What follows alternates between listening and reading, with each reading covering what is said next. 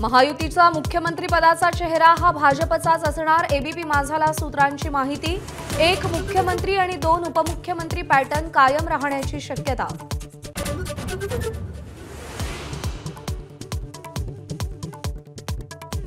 पहिल्यांदाच महाराष्ट्राची विधानसभा विरोधी पक्षनेत्याविनाच असण्याची शक्यता।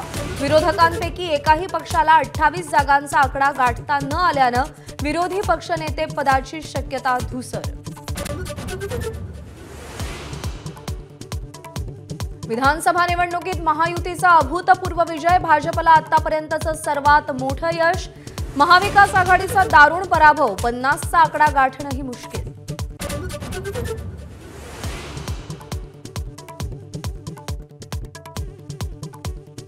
महायुतीच्या दिग्गज नेत्यांना घवघवीत यश। शिंदे फडणवीस अजित पवार बावनकुळे मुनगंटीवार विजयी।